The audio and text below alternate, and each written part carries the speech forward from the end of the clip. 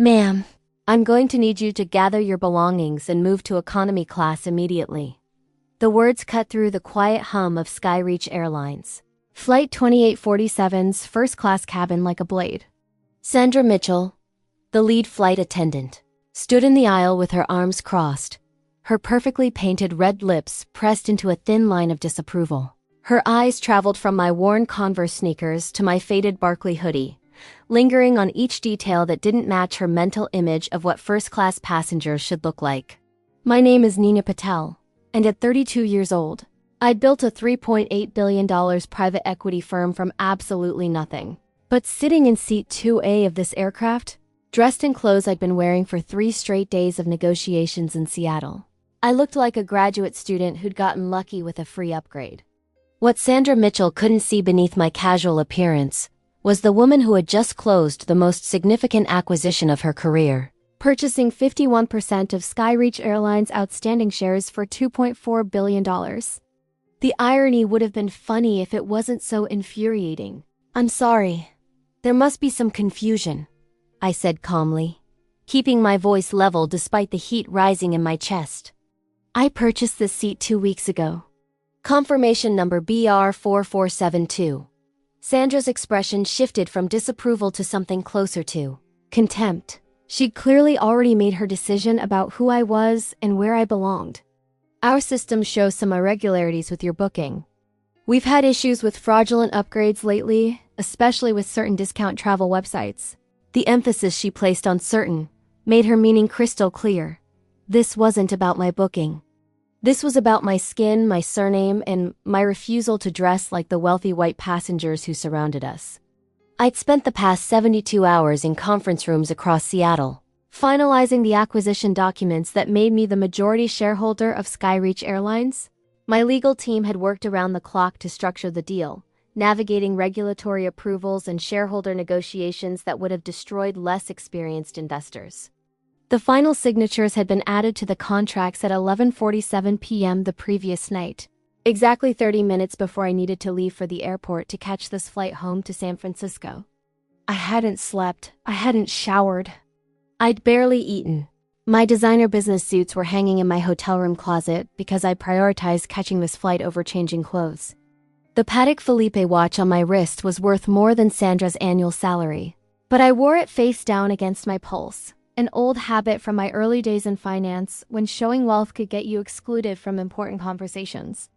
"I can show you my credit card statement," I offered, pulling out my phone. "The charge went through on American Express 2 weeks ago. Full fare, $4,200. Sandra barely glanced at my screen. "Credit cards can be stolen. We need to verify your identity with additional documentation." Around us, other first-class passengers had started paying attention to the confrontation. An older white man in an expensive suit looked at me with the kind of casual disdain that wealthy people reserve for those they consider beneath them. A blonde woman in designer everything whispered something to her companion, both of them stealing glances in my direction. This wasn't the first time I'd been judged by my appearance rather than my accomplishments. When you're a brown woman in finance, you learn quickly that some people will always question whether you belong in elite spaces. But I'd spent 15 years building the kind of power that couldn't be dismissed by someone's assumptions. Sandra pulled out her radio.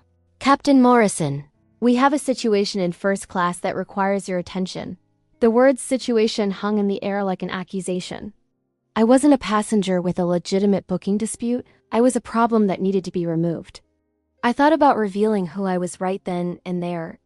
I could pull up the press release that would go public in 18 hours, announcing that Patel Capital Management had acquired controlling interest in Skyreach Airlines. I could explain that Sandra was currently trying to remove the company's new majority shareholder from a seat I'd legally purchased, but something stopped me.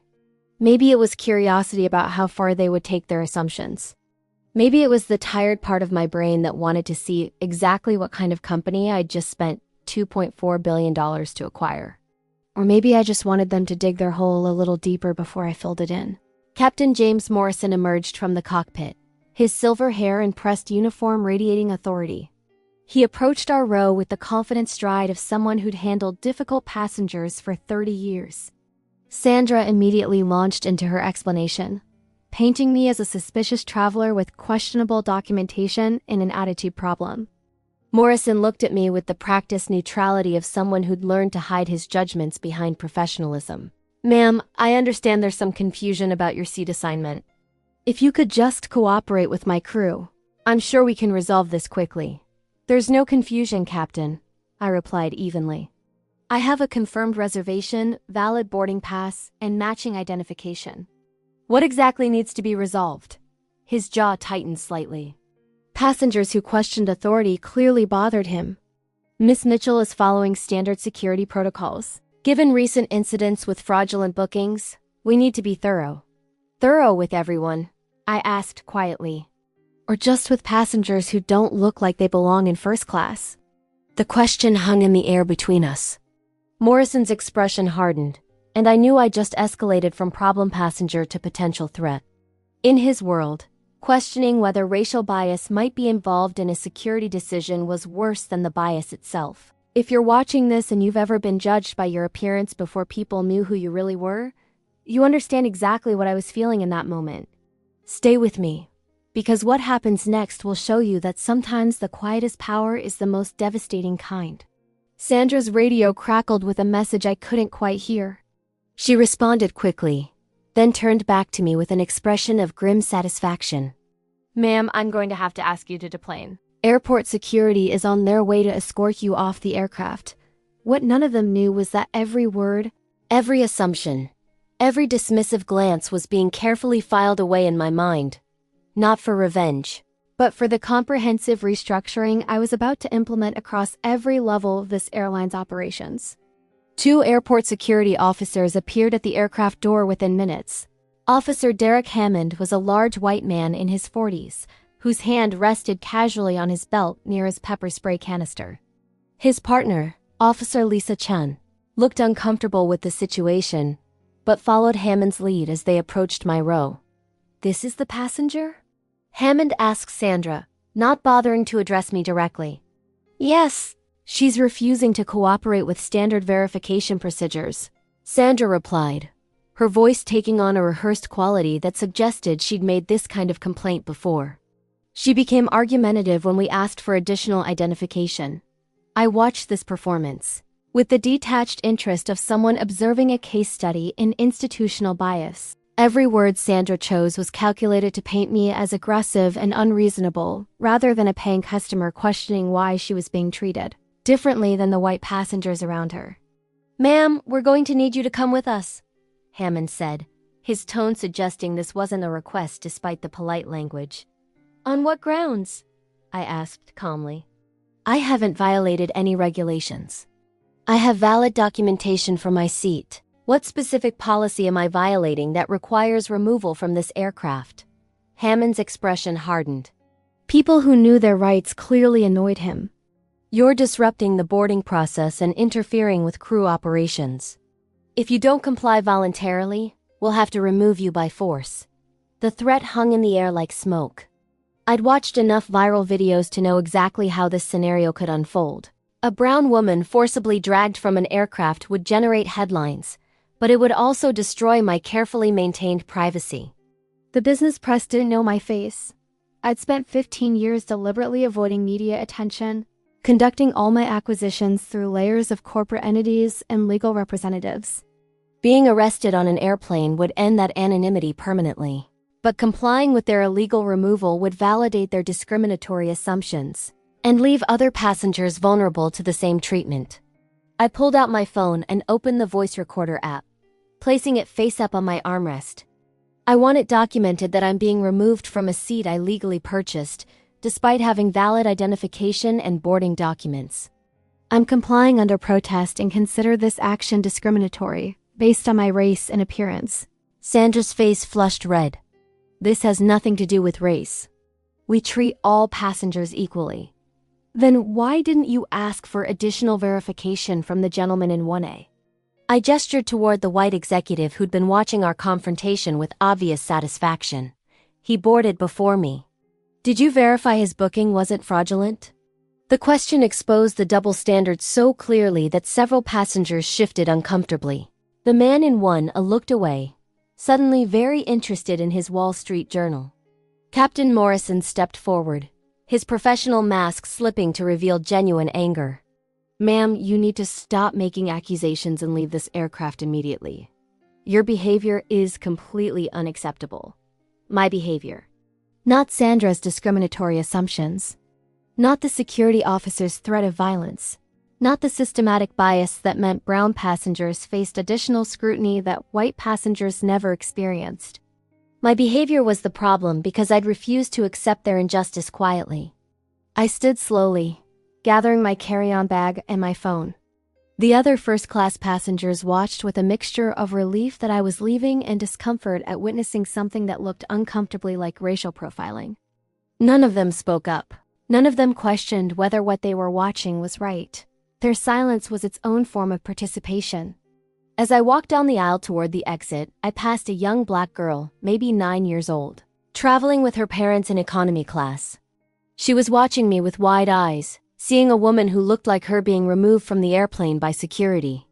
I wondered what lesson she was learning about where people like us belonged in the world. That image would stay with me longer than any of the humiliation I felt in that moment.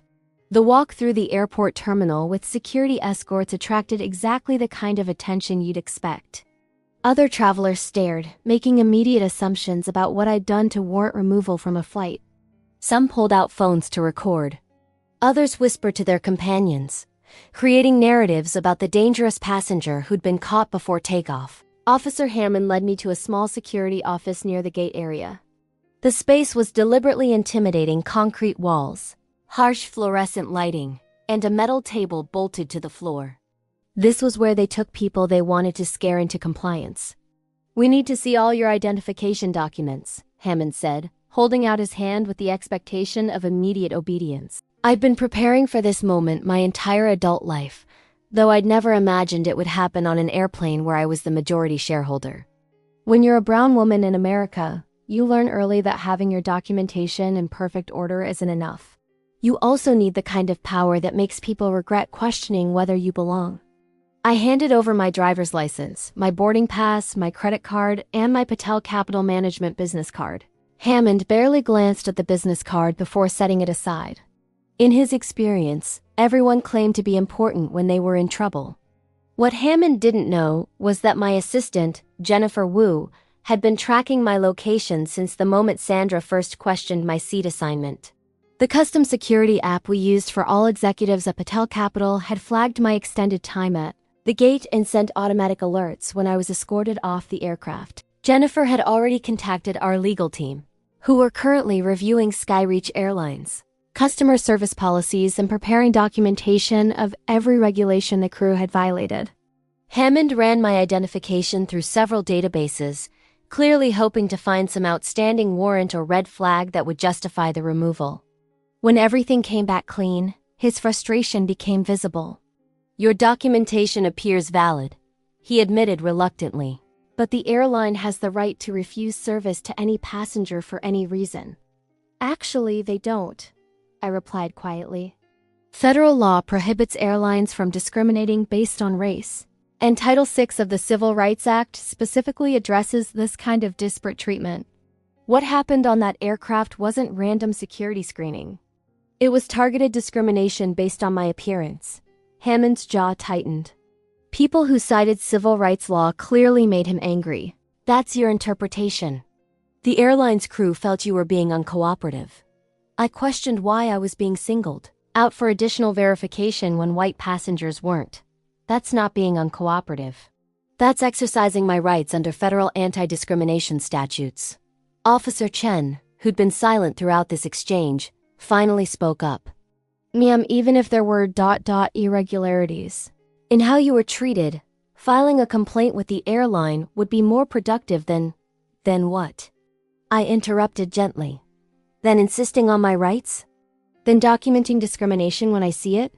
She looked away, uncomfortable with where this conversation was heading. I thought about my mother in that moment.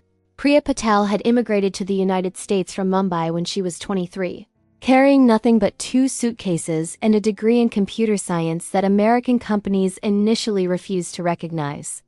She'd spent 5 years working retail jobs that were beneath her qualifications because hiring managers couldn't see past her accent and her sorry. She'd faced discrimination so constant and casual that it became background noise in her daily life. But my mother had taught me something crucial. Documentation creates accountability. She'd kept meticulous records of every job rejection, every discriminatory comment, every instance where she was passed over for promotions given to less qualified white colleagues. When she finally had enough leverage to file complaints with the Equal Employment Opportunity Commission, her documentation was so thorough that her employer settled for 6 figures rather than face the evidence of their systematic bias. I was my mother's daughter. I knew how to document injustice with precision. "Am I free to leave?" I asked Hammond. He nodded reluctantly. "You're not under arrest. But you won't be flying on Skyreach Airlines today. The crew has refused to allow you back on the aircraft." "I see." I stood and collected my identification documents, making sure to note the time and both officers' badge numbers. "Thank you for your time, Officer Hammond." "Officer Chun." As I walked out of the security office, I pulled out my phone and called Jennifer. She answered on the first ring.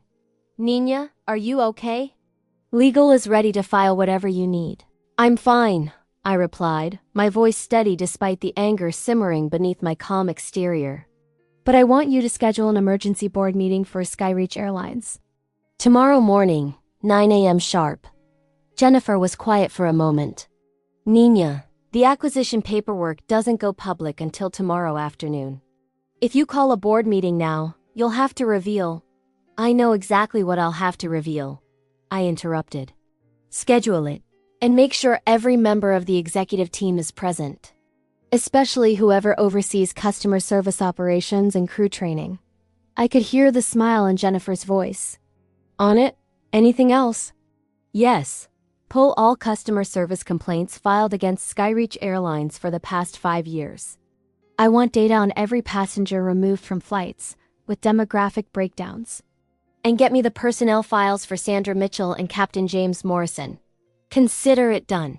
As I walked through the terminal toward ground transportation, I caught my reflection in a window. Same worn hoodie, same tired face, same appearance that had convinced Sandra Mitchell I didn't belong in first class. But beneath that casual exterior was something they hadn't been able to see. The kind of strategic power that doesn't announce itself until it's already changed everything. And in less than 24 hours, Skyreach Airlines was about to learn exactly what it costs to humiliate someone who owns 51% of your company. The Fairmont Hotel's executive suite had become my war room. By 10 p.m. that night, Jennifer Wu had transformed the living area into an operations center, with 3 laptops displaying data that would make Skyreach Airlines' legal team physically ill. Jennifer was more than my assistant. She was the strategic architect behind every acquisition Patel Capital had executed for the past 8 years. At 29, she'd graduated top of her class from Stanford Law, turned down offers from every major firm in Silicon Valley, and chosen instead to work for a company that let her build cases rather than just defend them. "You need to see this," Jennifer said, turning one of the laptop screens toward me. "I pulled 5 years of customer service complaints like you asked. The pattern is ... striking." The data told a story that Sandra Mitchell's discrimination wasn't an isolated incident, it was standard operating procedure. Over the past 5 years, Skyreach Airlines had removed 247 passengers from flights after boarding. Of those passengers, 193 were people of color. The complaints used remarkably similar language: suspicious behavior, fraudulent documentation, uncooperative attitude. "They've been doing this systematically," I said, scrolling through case after case of passengers who looked like me being questioned, humiliated, and removed from seats they'd legally purchased. "It gets worse," Jennifer continued, pulling up another document. 63 of those passengers filed formal complaints with the Department of Transportation. Skyreach settled 41 cases with non-disclosure agreements.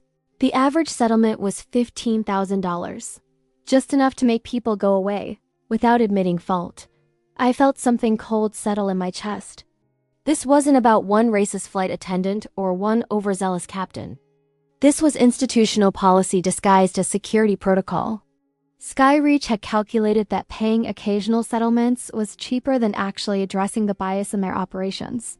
They were about to learn how expensive that calculation could become. What about Sandra Mitchell's employment record? I asked. Jennifer pulled up a personnel file that painted an uncomfortably clear picture. Sandra had been with Skyreach for 12 years, steadily promoted despite 17 formal complaints about discriminatory treatment. The complaints had been filed by passengers with names like Rodriguez, Chen, Okonkwo, Patella, United Nations of people whose appearance had triggered Sandra's bias. None of those complaints had resulted in meaningful discipline. Sandra had completed diversity training twice and received written warnings that apparently meant nothing since she'd continued the same behavior pattern for over a decade. She has an advocate, Jennifer said, pulling up email correspondence between Sandra and her direct supervisor, Marcus Webb, VP of Customer Experience. Webb has been protecting her. Look at this. The emails were damning.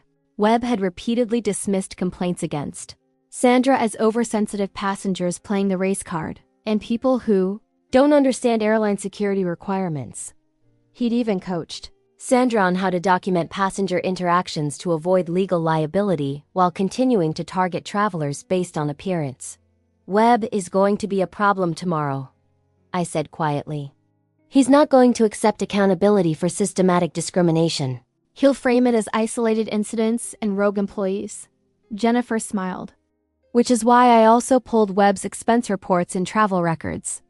Want to guess how many times he's removed passengers from flights versus how many times he's approved first-class upgrades for himself and his friends without proper authorization? I laughed despite the anger still simmering in my chest. Jennifer had done this enough times to know that executives who enabled discrimination usually had other ethical problems that made them vulnerable to scrutiny. My phone buzzed with a text message from an unknown number. Ms. Patel, this is Officer Lisa Chan from Airport Security. I wanted to apologize for what happened today. What you experienced wasn't right, and I should have spoken up. If you need a witness statement for any legal proceedings, I'm willing to provide one. I stared at the message for a long moment. Officer Chun had been complicit in my removal, following her partner's lead, even when she clearly understood what was happening was wrong. But unlike everyone else involved in today's incident, she was at least trying to make it right. Jennifer, add Officer Chen to our witness list. She may be useful if this goes to litigation. You think Skyreach will fight rather than settle? Jennifer asked. I think they've been settling discrimination cases for so long that they've forgotten what accountability actually looks like, I replied.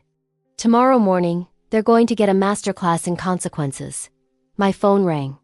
The caller ID showed Richard Chen, my chief legal counsel at Patel Capital. Richard had built his reputation prosecuting civil rights cases before joining my firm, and he understood better than anyone how to turn individual incidents of discrimination into comprehensive institutional reform. Nina, Jennifer sent me the data. This is a civil rights attorney's dream case: systematic discrimination, documented patterns, corporate knowledge of the problem, and deliberate failure to address it. I'm not interested in a lawsuit, Richard. He was quiet for a moment. Then what are you interested in? Complete restructuring. I want every policy that enabled this discrimination eliminated. I want every executive who protected employees like Sandra Mitchell held accountable. I want training programs that actually prevent bias rather than just checking compliance boxes. That's not a lawsuit. That's a corporate revolution. Exactly. And I have 51% of the votes to make it happen. Richard laughed. I've been waiting my entire career for a client with the resources and the motivation to actually fix these problems rather than just extracting settlements. Tell me what you need. We spent the next 2 hours developing a comprehensive restructuring plan. Richard would attend tomorrow's board meeting with documentation of every legal liability Skyreach faced if they didn't implement immediate reforms. Jennifer would present the data showing systematic discrimination patterns that expose the company to Department of Transportation investigations and potential loss of operating certificates. But the most powerful weapon wouldn't be threats or legal action. It would be the simple fact that I owned enough shares to fire every executive who'd enabled this culture and replace them with people who understood that treating customers with dignity wasn't just morally right, it was operationally essential. At 2 a.m., My phone buzzed with an email from Marcus Webb, Skyreach's VP of Customer Experience. The subject line read, "Regarding today's incident." I opened it with curiosity about how Webb would handle the situation without knowing who he was actually addressing.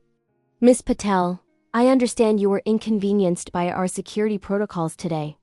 While our crew followed standard procedures, I recognize the experience was unpleasant.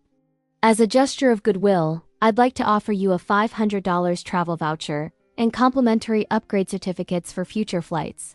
Email was a masterclass in corporate non-apology.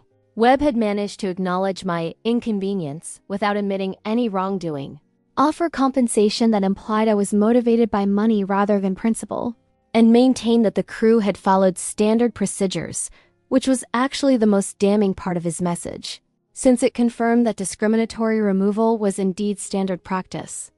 I forwarded the email to Jennifer and Richard with a single sentence, "Exhibit A for tomorrow's board meeting." Jennifer responded immediately. "He has no idea who he just tried to buy off with a $500 voucher. This is going to be spectacular." I looked at the clock, 2:37 a.m. In less than 7 hours, I would walk into Skyreach Airlines corporate headquarters for the emergency board meeting I demanded. The existing board members had been frantically calling each other all evening, trying to understand why the mysterious new majority shareholder was insisting on an immediate meeting before the acquisition was even publicly announced. None of them had made the connection yet between Nina Patel, the passenger removed from flight 2847, and Nina Patel, the investor who now controlled their company. I pulled up the photo that a fellow passenger had posted to Twitter during my removal from the aircraft. The image showed me walking down the aisle with security escorts, my worn hoodie and tired face making me look exactly like what Sandra Mitchell had assumed. I was someone who didn't belong in first class. The tweet had 47,000 likes and hundreds of comments ranging from outrage at another example of airline discrimination to victim-blaming suggestions that I must have done something to deserve removal. Several people had tried to identify me, but my deliberately low public profile meant there were no photos connecting my face to Patel Capital Management. Tomorrow morning, that anonymity would end. But when Skyreach Airlines executives finally learned who they'd humiliated and removed from their aircraft, they would discover something far more terrifying than a discrimination lawsuit. They would discover that the passenger they'd treated as powerless actually held the power to dismantle their careers, restructure their company, and transform their industry one policy change at a time. Skyreach Airlines corporate headquarters occupied floors 12 through 15 of a glass tower in downtown Seattle. The boardroom on the 15th floor had panoramic views of Puget Sound and walls lined with photographs of the company's aircraft, a shrine to 40 years of aviation history that was about to be rewritten. I arrived at 8:47 a.m., wearing a tailored Armani suit, Louboutin heels, and my Patek Philippe watch turned face up for the first time in years. My hair was professionally styled, my makeup flawless. I looked every inch the billionaire investor whose appearance shouldn't matter but absolutely did in rooms where power was performed through expensive suits and luxury accessories. Jennifer and Richard flanked me as we walked through the executive suite. Assistants who'd been gossiping near the coffee station fell silent as we passed. They'd expected the mysterious new majority shareholder to be a man probably white, probably old, probably accompanied by an entourage of other men in expensive suits. They hadn't expected a 32-year-old black woman who moved through their office like she already owned it. Which, legally speaking, I did. Marcus Webb was waiting outside the boardroom, his smile professionally calibrated to convey warmth without actual friendliness. He was exactly what I'd expected from his email's mid-50s. White, expensive suit, and the kind of confidence that came from years of facing zero consequences for his decisions.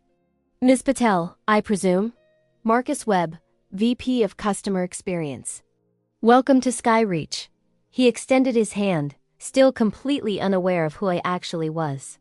"I have to say, we're all curious about why you've called this emergency meeting before the acquisition is even publicly announced." I shook his hand briefly. "I'm sure you are, Mr. Webb. Shall we begin?" The boardroom held 8 people. 5 board members who'd reluctantly sold their shares to my acquisition offer. CEO Robert Harrison, CFO Patricia Myers, and Webb. They all stood as I entered. their expressions ranging from curiosity to barely concealed resentment about answering to a new majority shareholder. Harrison was a tall man in his 60s with silver hair and the bearing of someone who'd run this company for 15 years without meaningful challenge to his authority. Ms. Patel, thank you for joining us. I understand you wanted to discuss. Before we begin, I interrupted calmly, I'd like to introduce my chief legal counsel, Richard Chun, and my director of operations, Jennifer Wu. They'll be presenting information that I believe requires immediate board attention. Harrison's jaw tightened at being interrupted, but he gestured for us to proceed. Jennifer opened her laptop and connected it to the boardroom's display screen. The first image that appeared was the Twitter photo of me being escorted off flight 2847 by airport security.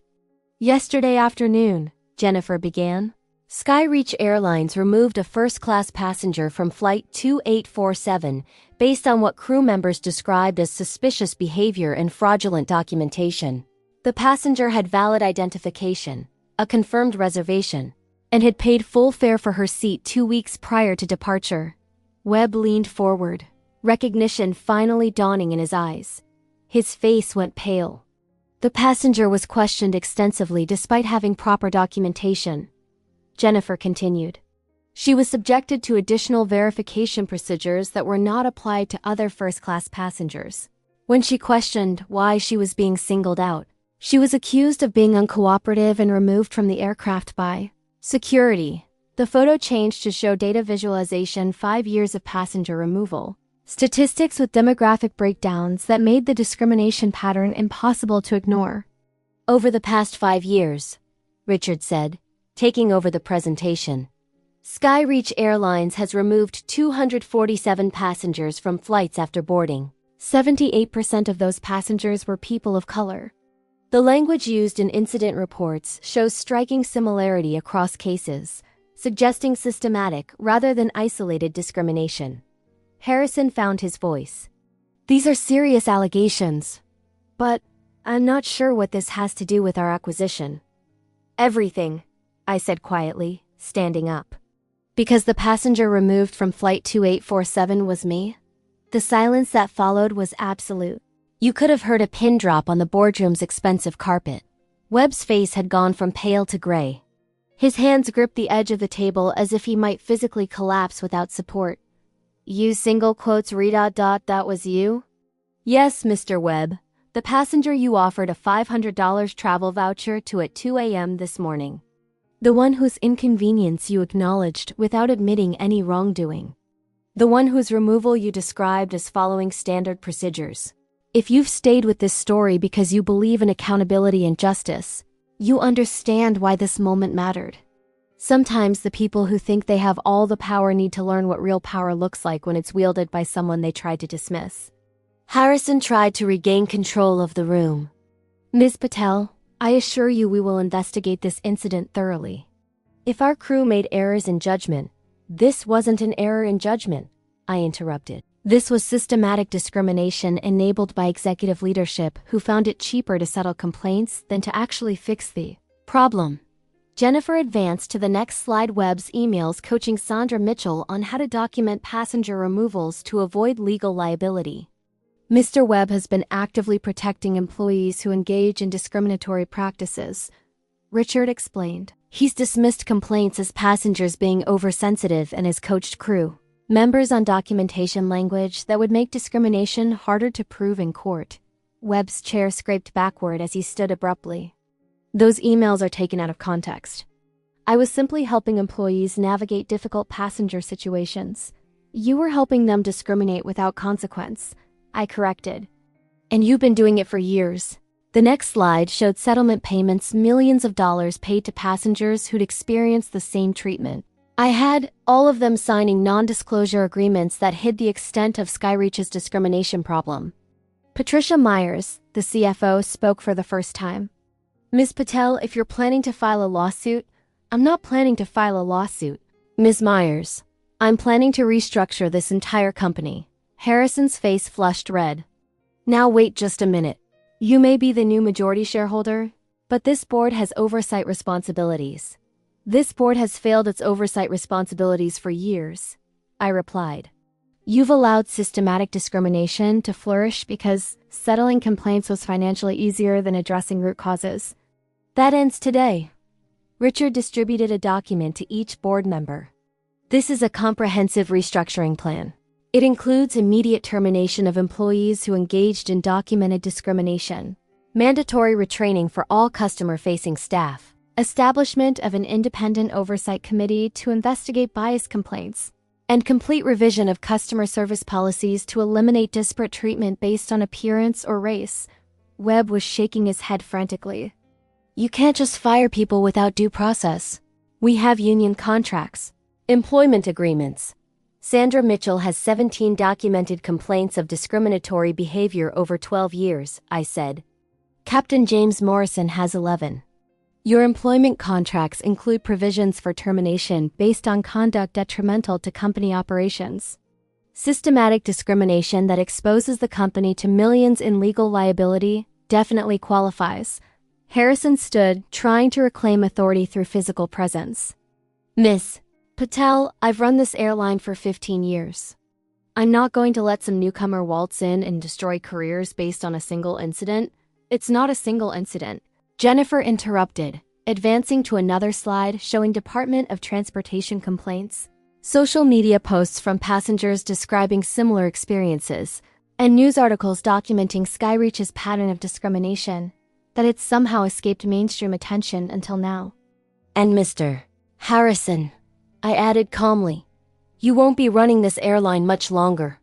The board is voting today on new executive leadership.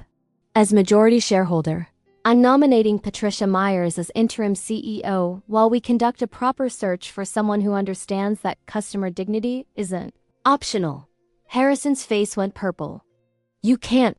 I can and I will. Miss Myers, are you willing to accept interim CEO responsibilities?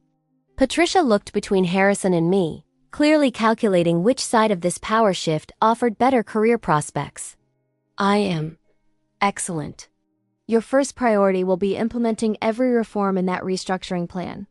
Your second will be conducting a comprehensive audit of customer service operations with particular attention to demographic disparities in treatment.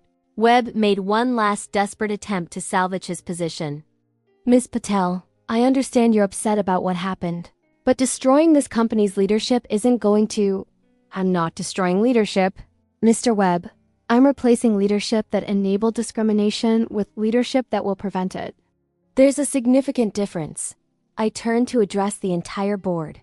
Effective immediately, Marcus Webb is terminated for cause. Sandra Mitchell and James Morrison are also terminated. Every executive who received complaints about discrimination and failed to address them will undergo performance reviews to determine whether they're capable of meeting new standards for customer service excellence. Webb slammed his hand on the table. This is a witch hunt. You're using your money to punish people for one mistake. 17 complaints over 12 years isn't one mistake, I said quietly. It's a career built on bias. And yes, I am using my money, $2.4 billion of it, to ensure that other passengers don't experience what I experienced yesterday. Richard pulled out his phone and showed the board a screenshot. The acquisition announcement goes public in 2 hours. Ms. Patel's team has prepared a press release that can either emphasize her commitment to improving customer service standards, or it can detail the specific discrimination incident that prompted these reforms. The choice of framing depends entirely on this board's willingness to cooperate. The threat was clear. Cooperate with comprehensive reforms, or watch your stock price crater when investors learn the new majority shareholder was removed from your aircraft due to discrimination. Harrison slumped back into his chair, defeated.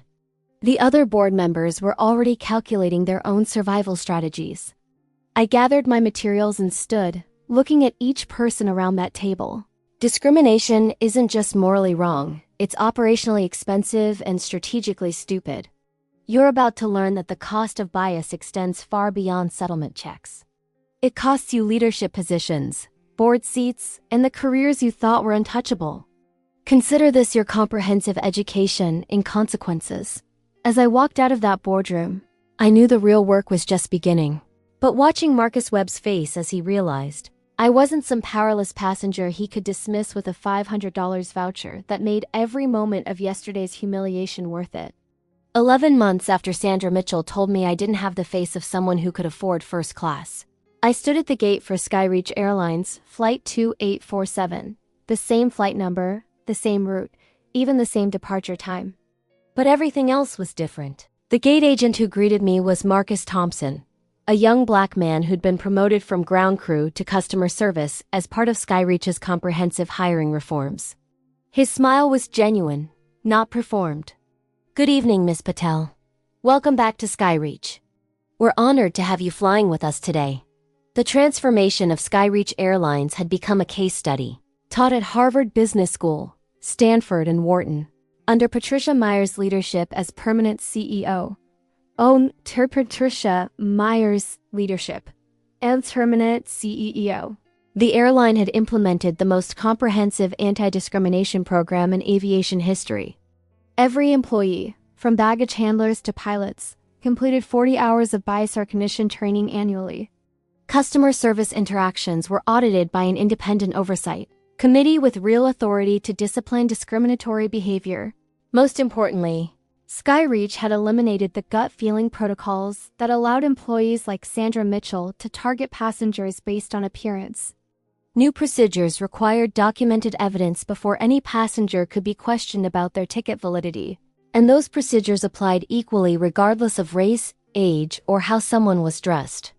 The changes had cost $18 million to implement, but in the first year, customer satisfaction scores increased by 34%. Discrimination complaints dropped by 81%, and Skyreach's stock price rose 42%, as investors recognized that treating customers with dignity was actually good for business. Marcus Webb had discovered that consequence was a thorough teacher. After his termination from Skyreach, he'd spent 8 months unemployed while the industry quietly circulated information about why he'd been fired.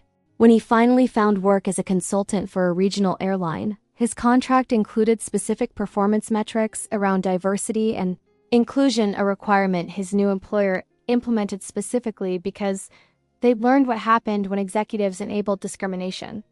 Webb's LinkedIn profile had been scrubbed of his Skyreach experience. His professional network had evaporated. The man who'd spent years dismissing discrimination complaints as oversensitivity now attended mandatory anti-bias training and reported to a diversity officer who reviewed his decisions for evidence of disparate treatment. Sandra Mitchell's outcome was more direct. After termination from Skyreach, she'd applied to 17 different airlines. None would hire her. The aviation industry was small enough that word spread quickly about flight attendants who generated discrimination lawsuits. Sandra had eventually found work at a call center, earning $16 per hour, less than a third of her previous salary, and living with the permanent knowledge that her bias had destroyed the career she'd spent 12 years building. Captain James Morrison had taken early retirement rather than face the performance review that would have documented his role in my removal.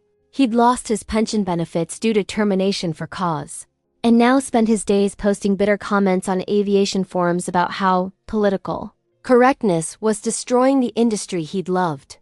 Their downfall might have felt like victory if I'd been motivated by revenge.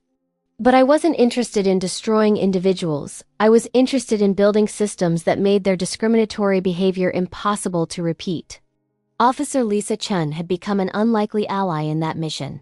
After providing a detailed witness statement about my removal, she'd worked with Skyreach's new training program to develop protocols for security officers who witnessed discrimination. Her courage in admitting she should have spoken up during my removal had inspired dozens of other aviation workers to report bias they'd witnessed, but felt powerless to challenge. Lisa had been promoted to security supervisor and now trained new officers on recognizing when safety protocols were being used as cover for racial profiling. Her training included showing the Twitter photo of my removal and asking officers to identify what went wrong at each decision point. As I boarded flight 2847, I noticed a young black woman in seat 3C, maybe 25 years old, wearing jeans and a college sweatshirt. She was reading a medical textbook, and I recognized the focused intensity of someone studying for boards or licensing exams.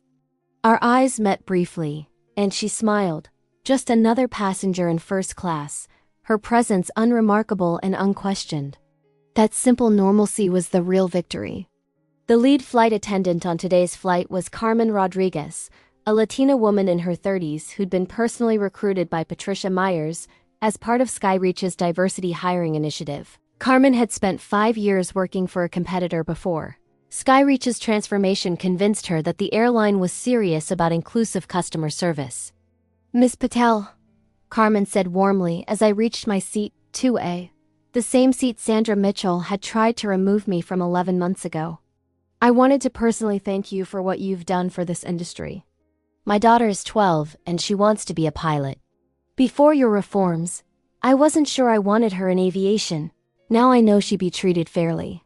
I felt something tight in my chest release. The restructuring of Skyreach had required 11 months of relentless work policy rewrites, personnel changes, training development, and constant vigilance against executives who wanted to return to comfortable discriminatory practices. There had been moments when I'd questioned whether the effort was worth the exhaustion.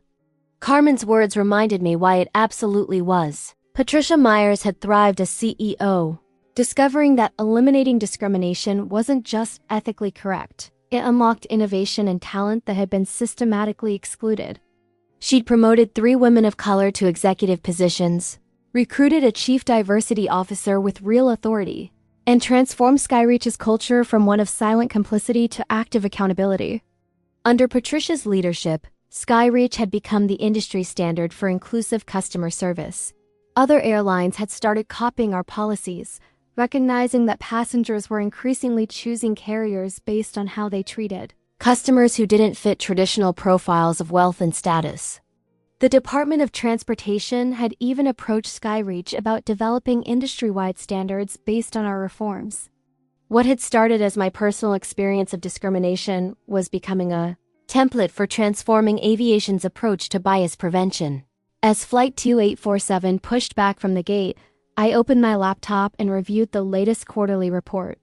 Patel Capital Management had closed 4 new acquisitions in the past year, each one targeting companies with institutional bias problems that could be solved through strategic restructuring and committed leadership. My experience with Skyreach had taught me something crucial.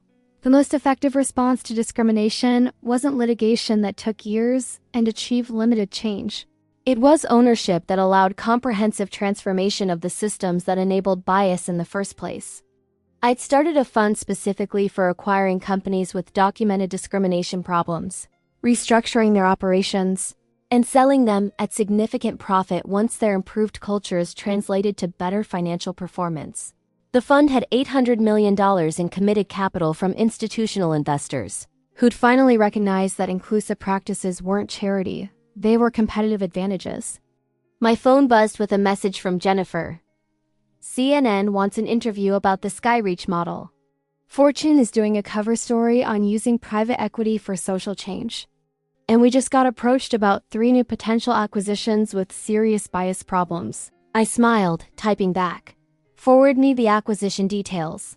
Let's see if we can fix more broken companies. The captain's voice came over the intercom. Good evening, folks. This is Captain Sarah Williams. We've got a smooth flight ahead of us tonight, and we'll have you in San Francisco right on schedule. I recognized Sarah's name from the personnel changes Patricia had implemented. She was Skyreach's first Black female captain, promoted from first officer as part of the airline's commitment to diverse leadership. Her route assignment to Flight 2847 was deliberate, symbol that this aircraft now represented transformation rather than discrimination. As we reached cruising altitude, I thought about the young Black girl I'd seen in the terminal 11 months ago, watching me being removed by security. I'd wondered what lesson she was learning about where people like us belonged. I hoped she'd learn this instead. When people try to tell you where you don't belong, sometimes the answer isn't to argue with them. Sometimes it's to acquire the whole damn building and rewrite the rules about who gets to decide. Marcus Webb had tried to buy my silence with a $500 travel voucher. Sandra Mitchell had assumed my appearance meant I didn't deserve respect. Captain Morrison had treated my questions about bias as threats to his authority. They'd all made the same fundamental mistake. They'd confused temporary power with permanent authority. Real power doesn't come from your position or your ability to humiliate others. It comes from your capacity to build systems that make humiliation impossible. It comes from understanding that dignity isn't a privilege you grant to people who meet your standards. It's a right you protect for everyone, especially those who don't look like you or dress like you or come from the same background as you. The best revenge isn't destroying the people who wronged you. It's becoming so successful that their discrimination becomes a footnote in your story of transformation, a moment of injustice that catalyzed comprehensive change extending far beyond your personal experience. I'd been humiliated and removed from an aircraft because of my appearance. 11 months later, I'd transformed the airline industry's approach to bias prevention, created wealth for investors who supported inclusive business practices, and built a model for using capital as a tool for social change. Sandra Mitchell lost her career. Marcus Webb lost his reputation. James Morrison lost his pension. But I gained something far more valuable, proof that strategic power wielded with integrity creates change that outlasts any individual victory or revenge. If this story resonated with you, I hope you'll remember that justice isn't about making others suffer the way they made you suffer. It's about building a world where their suffering becomes unnecessary because the systems that enabled their cruelty no longer exist. Subscribe to hear more stories about turning injustice into transformation, because sometimes the people who try to make you small end up teaching you exactly how powerful you really are. And that lesson, that's worth more than any revenge could ever be.